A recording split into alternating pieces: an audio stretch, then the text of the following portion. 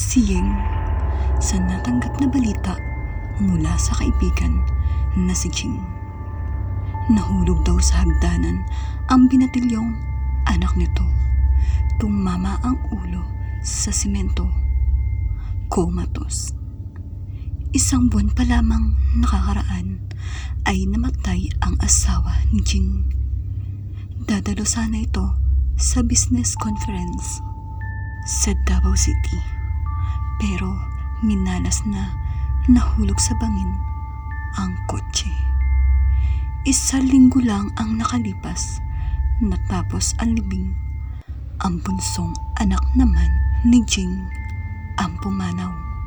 Nahagip ang bata ng motorsiklo pagkababa nito sa school service. At ngayon, humaharap na naman ito sa panibagong trahedya. Nanganganib na mawala kay Jing ang panganay na anak. Dito higit na naapektuhan si Yeng dahil ang panganay ni Jing ang pinakapaborito niya sa lahat ng kanyang mga inaanak. Natutop ang dalaga ang muka. Anong kamalasan itong nangyayari sa kaibigan ko? Nasambit ni Yen.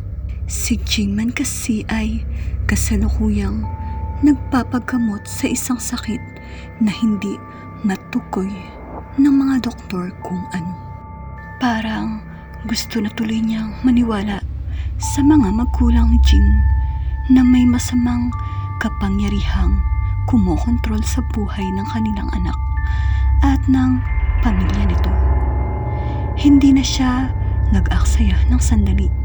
Noon din ay ipinagpasya niyang puntahan ng kaibigan para damayan. Halos hindi na niya namalayan na nakarating na siya sa Makati Med dahil sa mga isiping nakalumpol sa diwa. Dahan-dahang ipinarada ni Yen ang Toyota Innova niya sa parking lot malapit sa Makati Med. Naglalakihan ang mga hakbang na tinungo niya ang hospital. Ilang sandali lang ay narating niya ang private room na inookupa ng anak ni Jing. Nadatnan niyang inaalo ang kaibigan ng mga magulang nito. Tuluyan ng napahagulgol si Jing nang makita siya. Napaiyak na rin siya nang yakapin siya nito ng mahigpit. Para nang magkapatid ang turingan nila. Maaga lang nag-asawa si Jing. Sa kaklase rin nila sa college. Siya naman ay nanatiling single hanggang ngayon. Nawili siya sa kanyang trabaho bilang dean sa College of Nursing sa kanilang alma mater. Matagal bago humupa ang dalamhati ni Jing. Halos magkanda buhol ang hininga nito sa pagpigil sa paghagulgol. Iginiya niya ang kaibigan sa sofa bed at pinaupo sa tabi ng mga magulang nito. Nang maiayos ang kaibigan ay lumapit siya sa hospital bed ng pasyente.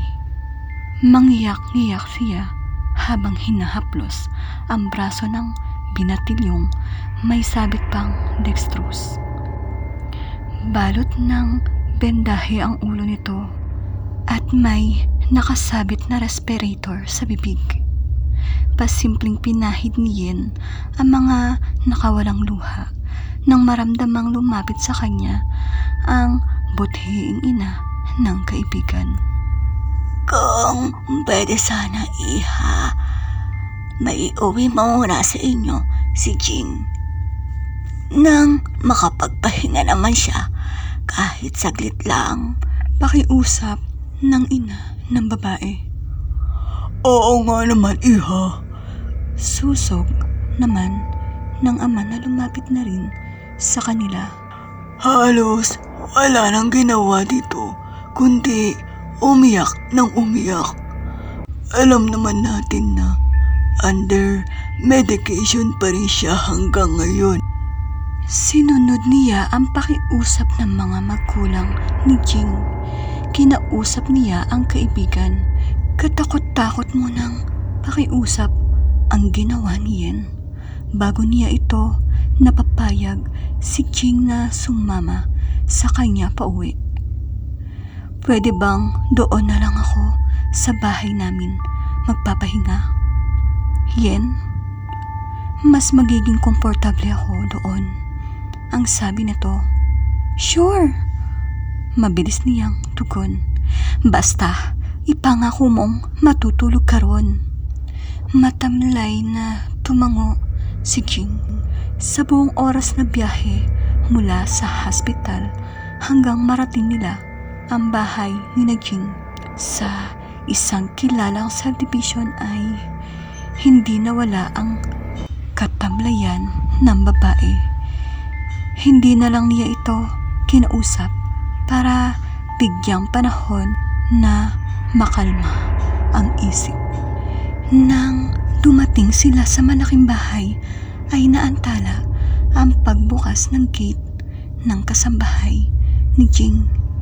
Dahil inaantay nila ang pagbubukas ng pintuan ay natuon ang pansin ni Yen sa mga drawings sa pader ng bakod ng mansyon. Ang tanda niya ay wala pa ang mga ito noong huling dumalaw siya rito bago magkasakit si Jing. Kulay puti ang pintura ng bakod. Mapusyaw na dilaw naman ang kulay ng spray paint na ginamit sa pagdodrawing, kaya hindi masyadong pansinin ang mga nakaguhit doon. Ang unang drawing malapit sa gate ay hugis bungo na may naka-ekis na mga buto. Ilang metro mula roon ay ang pangalawang drawing na malaking letter A na nasa loob ng malaking bilog. Ang panghuli ay isang kalansay na may hawak na karit. Napansin siya ni Jing. Gawa marahil yan ng mga adik ng mga homeowners dito sa subdivision namin, sabi ni Jing. Hindi ko nagawang ipabura ang mga yan dahil sunod-sunod na trahedyang dumaan sa pamilya ko. Pinisil ng dalaga ang braso ng kaibigan nang mag-umpisa na naman itong humikbi. Alalay niya ito hanggang makarating sa loob ng master's bedroom. Pagod na pagod si Jing. Isip, damdamin at katawan. Ilang segundo lang na lumapat ang likod nito sa kama ay agad itong nakatulog. Sinamantala ni Yen ang pagkakataong iyon. Bumaba siya at lumabas ng bahay. Maaari bang mahiram ang susi ng gate? Pakisuyo niya sa kasambahay ng kaibigan. Matapos siabot sa kanya ang susi ay lumabas siya ng bakuran upang suriin ng malapitan ang mga gravity sa bakod. Napapiksi siya nang makarinig ng kalabog. Napatingin siya sa dulo ng pathway. Nakatumba na ang basurahan nasa tabi ng poste ng ilaw. Napansin niyang malaki ang mga hakbang ng lalaking nakatayo noon at papalapit sa kanya. Nandalalim at tila nagbabaga ang mga mata nito kung tumingin. Nakadama ng takot si Yen. Patakbo siyang bumalik sa loob ng mansyon. Agad na ikinandado ang gate. Mahimbing pa rin ang tulog ni Jing nang muli siyang makapasok sa master's bedroom. Marahan ang mga hakbang na dumiretso siya sa bintana. Hinawi niya ang kurtina nang nagkaroon ng kaunting liwanag ang buong silid. Napatda siya nang makita sa labas ng bakod malapit sa gate ang lalaking papalapit kanina sa kanya. Napakunot siya ng noo. Tila kasi kinakausap ng lalaki ang pader. Napasikdo ang dibdib niya nang tumingala ito at muli siyang tapunan ng matatalim na tingin bago umalis. Natigilan si Yen matagal. Pagkunwa ay may namumuong isang hinala sa diwa ng dalaga. Agad niyang tinawagan ang pinsang si Eser. Si Eser ay isang kasalukuyang namamahala ng isang private rehabilitation center sa Manila. Maraming alam ang pinsan nitong si Eser pagdating sa mga paranormal activities tulad ng okultismo. Ikinuwento ng dalaga sa pinsan ang tungkol sa mga nakaguhit sa bahon ng nakatatakot na lalaking kinakausap ang pader. Timing ang tawag mo, insan. Mag-undertime ako ngayon. Sige, saglit ako dyan. Total, madadaanan ko naman ang Makati pauwi ng Alabang. Mahigit 2 oras bago nakarating si Eser.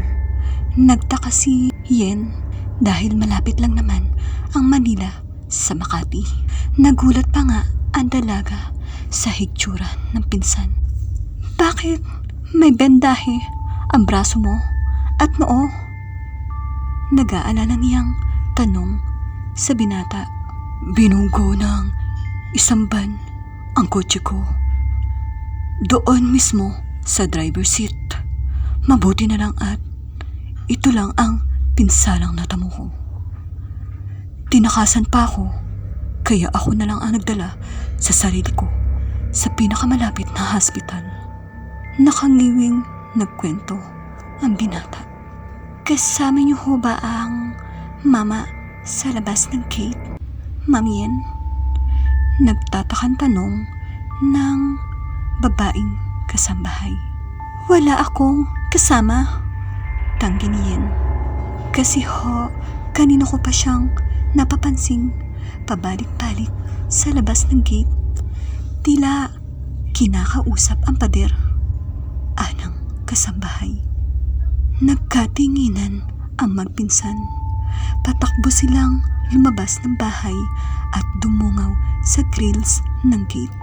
Wala na ang lalaking tinutukoy ng kasambahay. Listen, Yen. Na alarmang wika ni Eser. Batay sa mga nakaguhit doon sa bahon at sa mga nangyayari kay Jing at sa kanyang pamilya, malaki ang posibilidad na isinumpa sila. Nagitla ang dalaga. Isinumpa? Sino at bakit? May nabasa akong katulad din itong kaso ni Jing.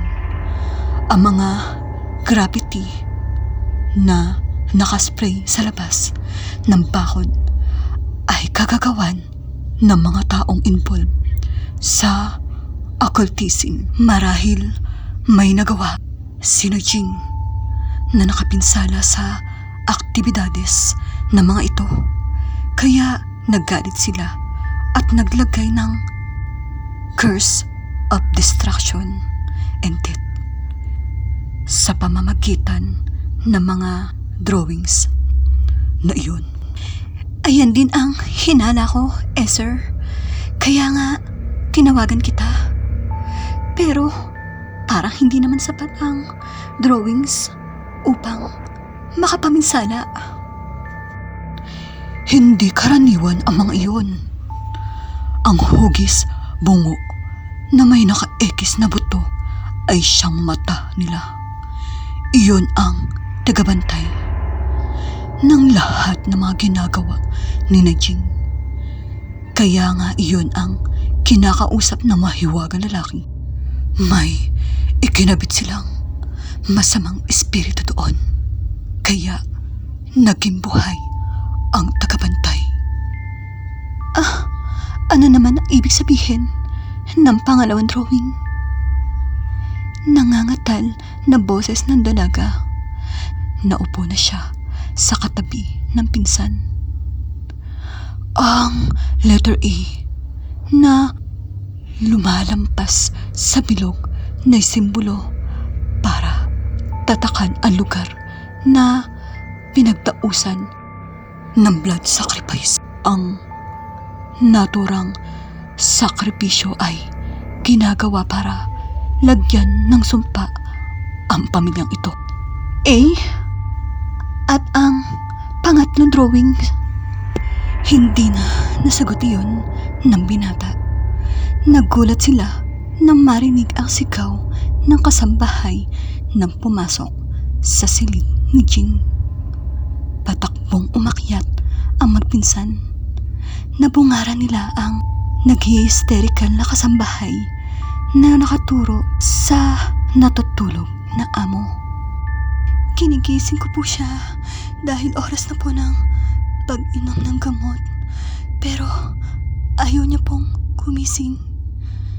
Iyon ang mahiwagang sakit ni Jing na hindi mabigyang pangalan ng mga doktor. Agad na binigyan ni Esther ng first aid. Si Jing, binigyan niya ito ng mouth-to-mouth resuscitation nang matiyak na hindi na ito humihinga. 3 beses niya itong inulit ang ganoong procedure. Isugod na natin sa hospital. Mahinang-mahina na ang tibok ng puso niya. Pagkakasabi, agad na binuhat ni Esther ang walang malay na si Jing. Nakalimutan nito ang sugat sa braso sa sobrang kaba. Tarantang-taranta naman si Nayeng at ang kasambahay na babaeng pababa ng hagdan. Patakbong lumabas ng bahay si Yen at tinungo sa garahe ang kotse niya. Nang paandar niya ay bigla na lang itong umusok. Inugbo ang dalaga nang lumabas ng kotse. Ang kotse ko na lang ang gamitin mo. Sumigaw si Esther. Nasa loob, asusi! Nanlumo ang dalaga nang ayaw rin itong umandar. Paano to? Naiwan sa hospital ang kotse ni Jing. Tawagan mo na lang sa hospital ang mga magulang niya. Magpadala ng ambulansya dito. Inilapag ni Esther si Jing sa sopa. Sabay tutop sa brasong muling tumudugo. Nagdial ng telepono si Yen. Tumakbo naman sa main door ang kasambahay. Oh, saan ka pupunta? Pahabol na tanong ng binata. Hihingi ho ako ng tulong sa kapitbahay natin. Sagot nito na hindi na lumingon sa binata. Ilang segundo lang na nakalabas ay agad namang bumalik ang babae. Takot na takot ito. Napatayong bigla si Esther nang makitang nakasunod sa kasambahay ang mahiwagang lalaki. Mas nakakatakot pala ang itsura na to sa malapitan. May dala pa itong bat ng baseball.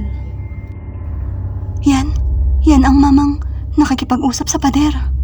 Sigaw ng kasambahay na nagtago sa likuran ng binata. Maging si Yen ay natigil sa pakikipag-usap sa telepono nang makita ang mabalasik na anyo ng lalaki. Yen, sa dining room, dali! Kabadong utos ni Esther. Sabay palihim na kinuha ang marmol na ashtray na nakapatong sa center table. Tarantang binuhat ni Yen at ng kasambahay ang walang malay na si Jing. Magkatulong nila itong dinala sa dining room para doon sila makapagkubli. Humakbang papasok ang lalaki upang sundan ang 3 babae. Ngunit humarang ang binata at ubod lakas na ibinato rito ang hawak na vase. Mabilis na umilag ang lalaki, ngunit nahagip pa rin nito ang balikat. Nabitawan nito ang bitbit na bat. Sinamantala iyon ng binata. Inundayan niya na suntok ang lalaki sa panga. Bahagya lang itong nasaktan. Mahina lang ang binitawang suntok ng binata dahil sa sugat nito sa braso. Napahiyaw sa sakit si Eser. Nandakmain na lalaki ang sugat niya sa braso at piga-pigain ito. Lumabas ang masaganang dugo mula sa sugat. Pagkatapos ay malakas niya itong ibinalya. Tumilapon si Eser sa marmol na sahig malapit sa bat. Namimilipit man sa sakit, pinilit pa ring abutin ni Eser ang bat. Ngunit mabilis na inapakan ng lalaki ang sugatan niyang braso. Halos mawala ang ulirat ng binata sa sobrang sakit na nararamdaman. Patakbo namang rumesponde si Yen. Pinalo niya ng malakas sa ulo ng babasaging base ang lalaki. Nabasag ang base, ngunit hindi man lang ito ininda ng lalaki. Gigil na gigil ang lalaking binalingan si Yen at buong higpit siyang sinakal nito. Kahit anong pagsisikap ni Eser ay hindi niya magawang makabangon dahil sa patuloy pa ring inaapakan ng lalaki ang sugatan niyang braso. Nandilim ang paningin ni Yen. Kinakapos na siya sa hininga. Isang malakas na pagpalo ng bat sa ulo ang nagpatigil sa lalaki. Dinig na dinig ng mga magulang ni Jing sa telepono ang nangyayari. Ang komosyon sa mansyon dahil hindi na ibalik ni Yen sa phone rack ang telepono. Kaya sila na lang ang tumawag sa kapitbahay at nakiusap na saklolohan ng mga ito. Sina Jing, ang security guard ng kanilang kapitbahay, ang pumalo ng bat sa ulo ng lalaki. Dugo ang bumagsak ang lalaki na mabuti at hindi napuruhan ng bat dahil kung hindi ay tiyak na magiging dead on the spot ito. Muling natauhan si Jing. Nagising din mula sa pagka-comatose ang binatilyong anak nito.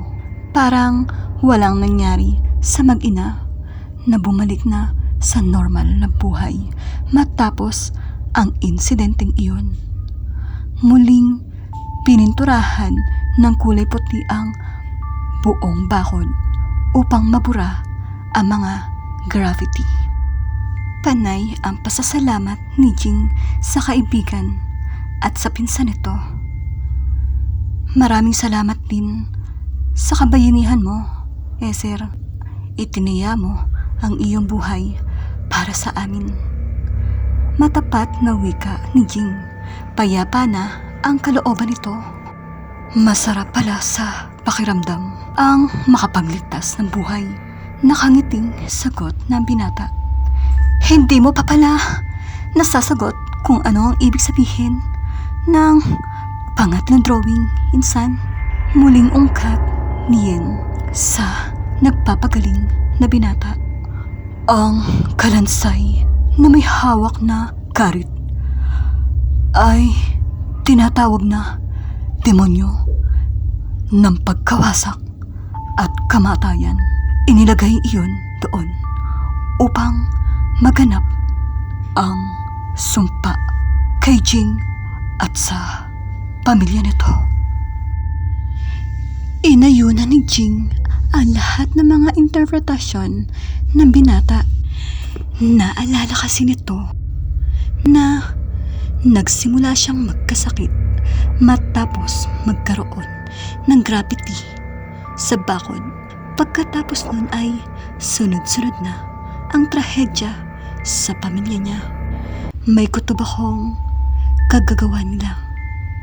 Ang pagkabangga ng kotse mo upang mahadlangan kang makarating sa amin.